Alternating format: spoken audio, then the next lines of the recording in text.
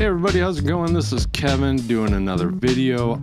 I asked you guys if you had any questions that you would like answered in a video, and you responded. We've got quite a good amount of feedback, and I thought I'd go over those. Here, in this first question I wanted to go over, if you're hearing a sniffing and a snorting, it's my dog Iggy. He wants to be here, so you'll have to excuse him. He's not the most graceful snorter and sniffer. Anyway, there are plenty of vintage stereo repairmen in my city. I'm a bit hesitant about taking my 1970s vintage Marantz amplifier in for repairs. Any tips on deciding who or how I should choose a repair shop? I've even thought about driving like 2.5 hours to your store for repairs. This is like, to me, it's the same as taking your car to a mechanic. You really, at least for me, I have to really be able to trust the mechanic because I don't know what I'm doing when it comes to cars. So I could be blindsided or railroaded very easily. They could tell me that they are going to replace the fluid in my headlights, and I would probably buy it. Kidding. But to his point, my theory is the longer the business has been in business, the more likely that they're doing good work. Unfortunately, you can't necessarily go off reviews. Word of mouth is always the best. You could always ask on Audio Karma if somebody else has used their service. Although a lot of times people only post negative things because it's more interesting. It gets more views than if they post positive things. So unfortunately, I think the best thing to do may be to go in there, talk to them in person. Don't call them on the phone. Go in there in person, introduce yourself, tell them what you've got, what you'd like repaired, and then get a feel for them. If they seem honest, I think you just kind of got to put your faith into it a little bit. So unfortunately, I don't really have a really good answer for that. A lot of times repair places hide their technicians. And that was one thing I didn't want to do when we opened Skylabs.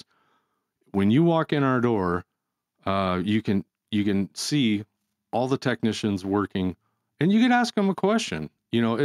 It's not easy on them because, they're trying to work and they're focusing, but I didn't want to hide the techs because I feel like we don't have anything to hide, and there's no reason to keep them behind a wall that you can't talk to them. So that's always a bonus. If you can go in and talk to the technician, you can get a pretty good feel on it. I mean, I don't think you want to drill them. I don't think you want to, ask them if they specifically worked on your piece of equipment. You're talking about a vintage Marantz piece. If they've been in the business very long at all, they've worked on vintage Marantz. And anybody that can read a schematic can pretty much work on any of this equipment. You don't need an expert in vintage Marantz. You need a competent tech and a schematic. That's it. So, sorry I don't have anything better for you there, but my advice would be, go and check the place out. Does it look like a front, or do they look like they do quality work? That's the best I got. And next question, what's the percentage of repaired gear you don't have a schematic for? And that is 0. We have really narrowed down what we work on. I know we have disgruntled customers that bring in equipment we don't work on, and I try for the most part to be as polite as possible when telling somebody we don't work on their gear, because I don't want them to take it personally. It's just, we have learned over the years what is repairable. And we are already 4 or 5 months behind on repairs anyway. So taking on stuff that is challenging and unfortunately pushing that repair time even further back just doesn't make sense. We like working on the things that we know we can fix and we're good at. And that gives us a really high success rate. There's very few pieces that come through the door that we cannot fix. And we like it that way. That means that the customer's happy, and that means that we're happy, that we're providing a service that we can do. It's not because we're snobs. It's not because we don't like your gear. It's because either there's bad literature for it, there's a lot of proprietary parts that we have trouble sourcing, or that piece of equipment is really just kind of a dick to work on. If you do bring in a piece of gear and we don't work on it, I'm very sorry. We do the best we can to make sure that we have a high success rate in our repair department. And that's why we are so picky with what we work on. Yeah, no schematic. We're going to pass. Thanks for the question. It's a good question. Then another question. Does a recap change the sound? And if so, how? Personally, I do not think doing a recap will change the sound, especially on the power supply, but you're going to hear different things on that. That's kind of a hot topic. I do think, being that these capacitors, at least in the vintage equipment, are 40 or 50 years old, if it does change it, it's going to be for the better. You know, if these caps are leaking and they don't sound original anyway. So if you're changing the sound, you're actually changing it to what it should be or what it was originally. So that's the best I got on that.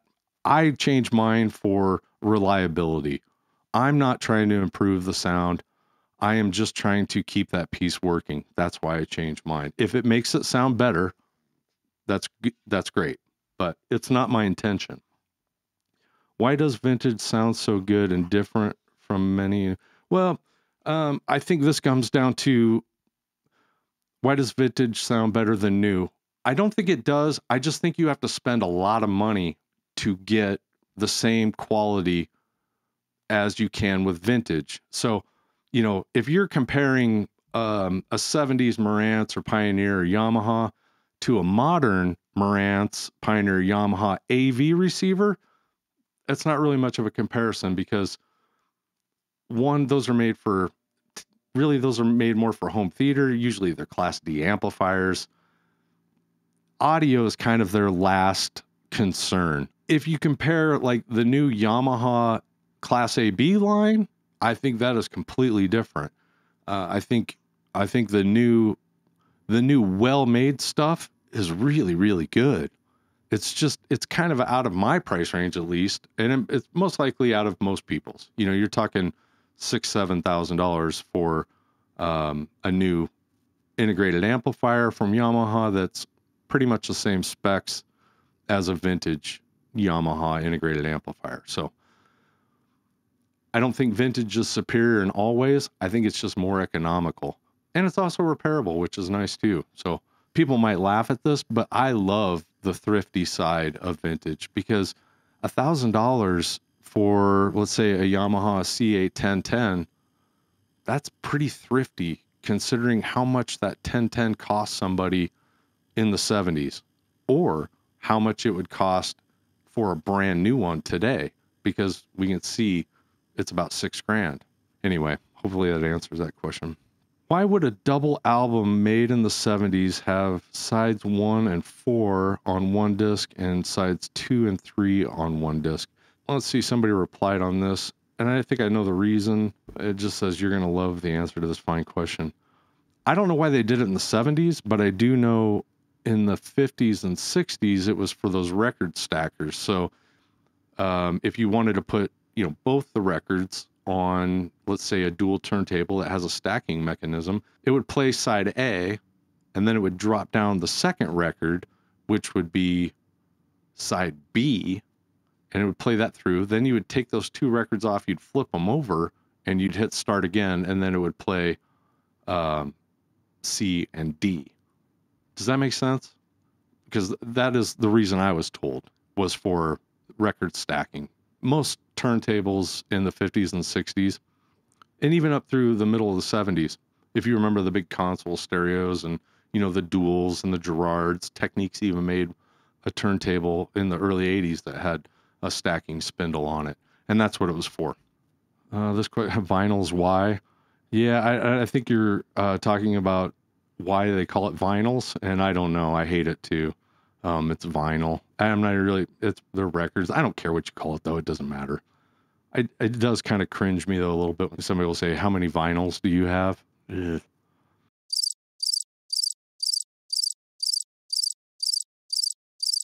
Looks like one more question. I'm an electronic musician. I've recently gotten into integrating vintage hi-fi gear into my music.